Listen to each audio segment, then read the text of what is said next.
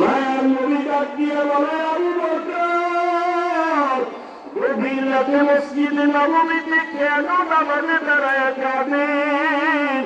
আবু বকর বলেন, ইয়া রাসূলুল্লাহ, আল্লাহর আদালতে কেমনে যে দাঁড়াইয়া হিসাব দিব? ওই মালিকের পরিচয় তো আমি এখনো পাই নাই। আমার মালিকের পরিচয় জানিয়ে যদি হাসরের ময়দানে দাঁড়াই, ওই হাসরের ময়দানে জাহান্নামের আগুনের গরম, অন্যদিকে সূর্যের গরম সহ্য করা সম্ভব হবে না। আল্লাহ তাআলা রাগান্বিত আওয়াজ দিয়ে বলবেন, লিমানিল মুলকুল ইয়াউম, লিল্লাহিল ওয়াহিদিল কাহ্হার। আল্লাহ বলবেন, আজ দিনের রাজত্ব কার? ও রাজা বাদশারা, ও অহংকারীরা, আরে ওলামারা পায়ে ধরে ধরে বুঝায় নামাজ পড়ো, পর্দা করো, হালাল খাও। অহংকারী ভাব নিয়ে বলো নামাজ পড়ার দরকার নাই, রোজা রাখো না, পর্দা করো না। ওরে আমার মাওলাকে ছোট বলে ধরিও না। আমার আল্লাহ যত দয়াময় ততটাই ভয়ঙ্কর। ওরে কিয়ামতের ময়দানে আমার আল্লাহ যখন রাগান্বিত হয়ে আওয়াজ দিবে, হাসরের ময়দানটা থরথর করে কেঁপে উঠবে। আরে মানুষগুলো পাগলের মতো হয়ে যাবে, গুনাহগারের মাথার মগজগুলো ভাতের মারের মতো পাস্তার করে ঘুরতে থাকবে।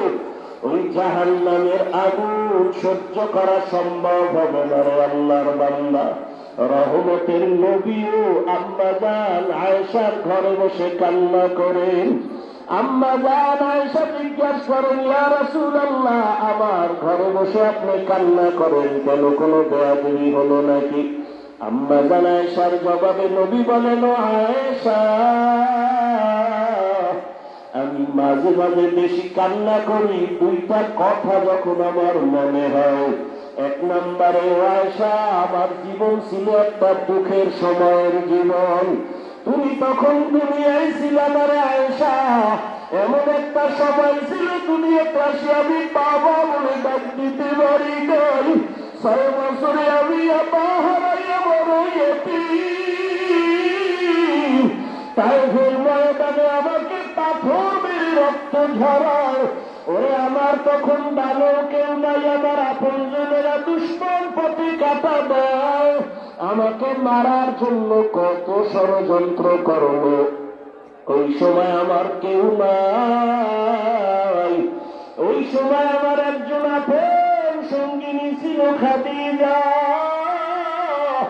আরবের বড় ধনী, সব সম্পদ আমাকে দান করে দিয়েছিল। আমি দিনের দাওয়াত দিয়া যত রাতে ঘরে আসতাম, খাদিজা দরজা খুলে অপেক্ষা করত, একটা সেকেন্ডের জন্য ঘুমায় না। ওই খাদিজার কথা যখন আমার মনে পড়ে, আমি চোখের পানি ধরে রাখতে পারি না।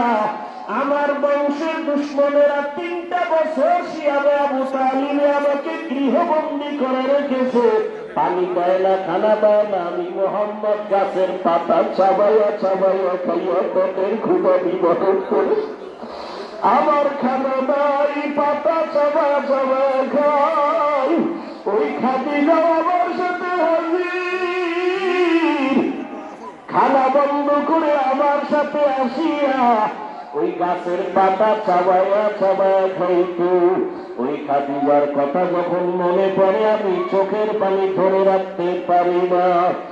আর আমার মাঝে মাঝে কান্না, কিয়ামতের কথা যখন আমার মনে পড়িয়া যায়, আমি চোখের পানি ধরে রাখতে পারি না। কিয়ামতের ময়দানে তো ভয়ঙ্কর হবে।